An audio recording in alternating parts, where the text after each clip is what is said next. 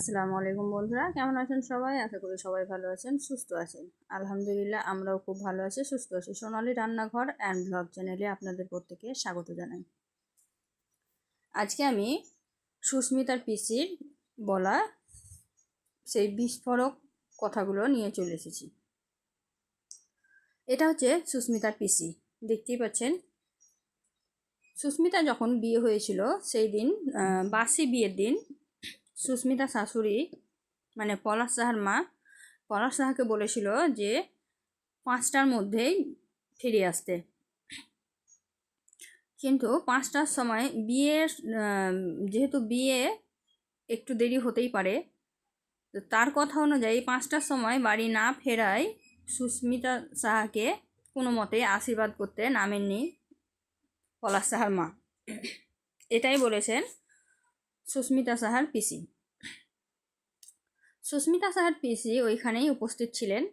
তিনি বলেছেন যে পলাশ সাহাকে যেহেতু 5টার সময় আসতে বলা হয়েছিল, কিন্তু বিয়ে বাড়িতে একটু লেট হয়ে যাওয়ায় 6:30 থেকে 7টার মধ্যে বাড়ি ফিরেছিলেন। এই রাগেই পলাশ সাহার মা যেহেতু প্রচণ্ড রাগী, তাই এই রাগেই তিনি ঘরেই ঢুকেছিলেন। কেউ কোনো মতেই তাকে রাজি করিয়ে আনতে পারছিল না সুস্মিতা সাহাকে আশীর্বাদ করার জন্য। এমনকি পলাশ সাহা বারবার ফোন করেছিল, প্রায় 100 বার ফোন করা সত্ত্বেও কিন্তু কোনো মতেই পলাশ সাহার মা ফোন ধরেনি, এমনকি সুস্মিতাকে আশীর্বাদ করতেও আসেননি।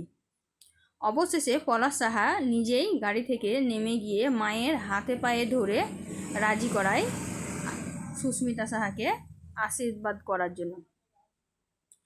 এইখানেই বোঝা যায় যে পলাশ সাহার মা কতটা রাগী। তার কথার একটু টলবেটল হলেই কিন্তু তিনি রেগে যেতেন। তিনি চাইতেন তার ছেলে যেন তার কথা শুনেই চলে। যেমনটা এখানে দেখতে পাচ্ছেন, সুস্মিতা সাহা বলতে চাইছে যে তার শাশুড়ির কথাই কিন্তু তার ছেলে তার দিকে ঠিক মতো তাকাতেও ভয় পেত। পলাশ সাহার মা যেখানে মন্তব্য করছে সুস্মিতা সাহার লজ্জা ভয় কোনো কিছুই নেই, সেখানে সুস্মিতা সাহা একটা 18 বছরের মেয়ে, তার লজ্জা ভয় দ্বিধা সব কিছুই আছে, কিন্তু তাকে শিখিয়ে পড়িয়ে নিতে হবে তার শাশুড়িকে। কিন্তু তার শাশুড়ি কিন্তু সেটা করবে না। তার শাশুড়ি নিজেই স্বীকার করেছে যে পলাশ সাহার মতো ছেলে পাওয়া ভাগ্যের ব্যাপার। পলাশ সাহা তার মাকে প্রচণ্ড ভালোবাসতেন। তিনি যেখানেই যেতেন তার মার জন্য কিছু না কিছু কিনে আনতেন। এমনকি তার মায়ের জন্য শাড়ি কিনতে প্রচণ্ড ভালোবাসতেন। তিনি নিজেই একথা স্বীকার করেছেন। তাহলে সুস্মিতা সাহাকে যদি তার ছেলে একটুখানি ভালোবাসে, তাহলে দোষটা কোথায়? সব সময় মায়ের কথা শুনেই পলাশ সাহা চলতেন। তার জন্যই সুস্মিতা সাহার মনে দুঃখ হতো। সুস্মিতা সাহা চাইতো একটু তার শাশুড়ি তাকে একটু স্পেস দেখ, তাদেরকে একটু সময় দেখ। যেহেতু তাদের নিত্য নতুন বিয়ে হয়েছে, তাই তাদেরকে একটু স্পেস দেওয়াই যেত। যেহেতু পলাশ সাহার মা প্রচণ্ড রাগী, তার জন্য কিন্তু পলাশ সাহা তার মাকে কোনো সময় রাগাতে চাইতেন না। তিনি সব সময় চাইতেন তার মাকে খুশি করে চলতে। পলাশ সাহা যেহেতু তার মাকে প্রচণ্ড ভালোবাসে আর সুস্মিতাকেও প্রচণ্ড ভালোবাসে, তাই তিনি কোনোদিনই চাননি দুজনের একজন মনে দুঃখ দিতে। কিন্তু আমরা যেরকমটা ভাবি সেরকমটা কিন্তু কোনোদিনই হয় না।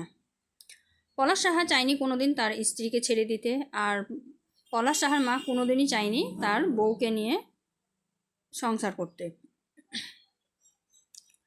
পলাশ সাহা চাইলেই কিন্তু পারত তার মাকে বলতে যে আমি আমার বউকে কোনোদিনই ছাড়বো না, আমি আমার বউয়ের সঙ্গেই থাকবো। তুমি যদি না থাকতে পারো তাহলে কিন্তু তোমার আরও 2টো ছেলে আছে, তুমি তাদের সঙ্গে থাকতে পারো। কিন্তু পলাশ সাহা কিন্তু তার যেহেতু মায়ের মনে দুঃখ দিতে চায়নি, তাই সে বলতে পারেনি। আর এই না বলতে পারাটাই তার কাছে কাল হয়ে গেল। সে তার বউকেও ছাড়তে পারলো না, তার মাকেও ছাড়তে পারলো না। তার জন্য সে নিজেই দুনিয়া ছেড়ে চলে গেল। আর শোকের ছায়া নেমে পড়ল সবার ওপর, বিশেষ করে সুস্মিতার ওপর। সুস্মিতার প্রথম ভালোবাসা ছিল পলাশ। প্রথমেই তাকে ভালোবেসে পছন্দ করে বিয়ে করেছিল। সে তার স্বামীকে অনেক ভালোবাসতো, কিন্তু তার শাশুড়ির জন্য কিন্তু তার সংসারটা করা হলো না। বন্ধুরা, তোমাদের কি মনে হয়, পলাশ সাহা কি এটা ঠিক করেছে? পলাশ সাহার মা কি এটা ঠিক করেছে? আমার মনে হয় একদমই ঠিক হয়নি। ছেলেকে সুখী দেখতে গেলে বউকে সুখী রাখা উচিত। বউকে যদি সুখে রাখে তবেই কিন্তু ছেলেও সুখে থাকে।